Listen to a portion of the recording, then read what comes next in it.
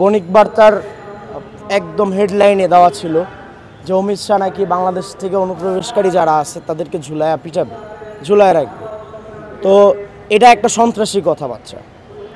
একটা রাষ্ট্রের স্বরাষ্ট্রমন্ত্রী, কেন্দ্রীয় স্বরাষ্ট্রমন্ত্রী তো ভারতবর্ষের মতো একটা মানে ইতিহাস ঐতিহ্যপূর্ণ শান্তিপূর্ণ একটা রাষ্ট্রের স্বরাষ্ট্রমন্ত্রী যখন বলে যে আরেকটা দেশের অনুপ্রবেশ তুমি করতে দিচ্ছ কেন, বর্ডারে তোমার কে বলছে কাঁটাতার খুইলা তুমি বাঙালি ঢুকাও? তার মানে তুমি ভিতরে ঢুকাবা, ঢুকায় নিয়ে এরপরে মেরে ফেলবা। তাহলে তোমার ঘরেই তো এখন অনুপ্রবেশকারী। ওই যে রাডার অফ কইরা তুমি যে তোমার বান্ধবী খুনি হাসিনারা যে নিয়ে গেছো ওই দেশে, ভারতে যে নিয়ে আশ্রয় দিছো, দুধকলা খাওয়াইতেছো, হ্যাঁ দুধকলা খাওয়াইতেছো। ওনার তো মেয়াদ শেষ, ওনার যে পাসপোর্টের ইয়া ছিল, যেই টার্মে যেই ভিআইপি প্রোটোকলে ৪৫ দিনের বাউন্ডারিতে গেছিল, তাতে সে অনুপ্রবেশকারী তো আরও সরকারের কতগুলো মন্ত্রী তোমার ভারতে আশ্রয় দিচ্ছে।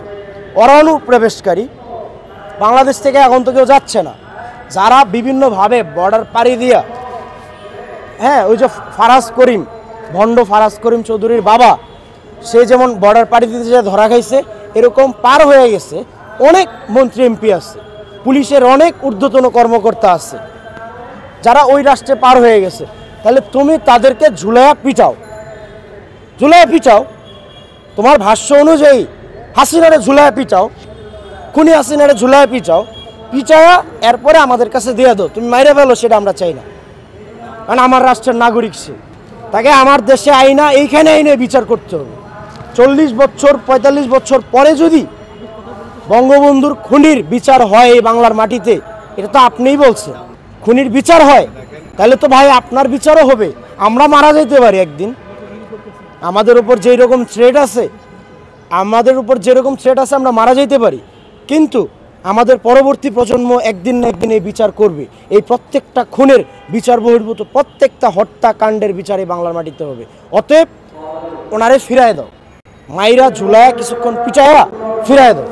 এই ধরনের উদ্ধত্তপূর্ণ কথার দায়ে আমি মনে করি যে বাংলাদেশের সীমান্তে বিচার বহির্ভূত হত্যাকাণ্ড এই ফ্যাসিস্টের আমলে, বিশেষ করে ২০০৯ সালে ক্ষমতায় আসার পরে আজকের দিন পর্যন্ত এখনো পর্যন্ত কিলিং হয়।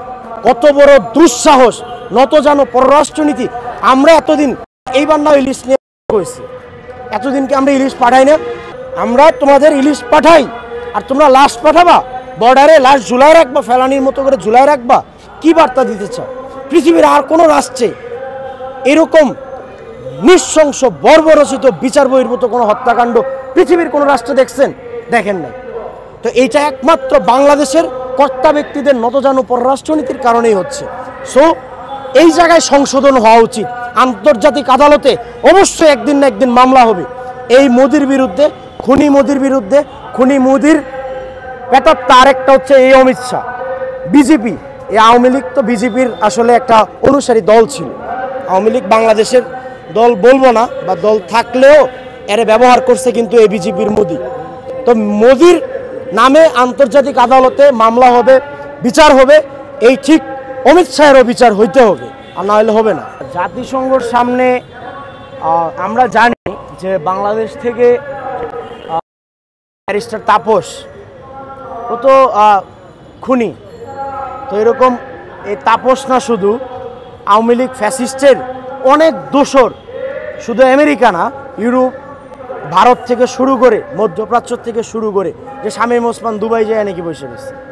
তাই এই যে তারা সারা বিশ্বে ছড়ায় গেছে, তাদের প্রেতাত্মাগুলা বিভিন্ন রাষ্ট্রে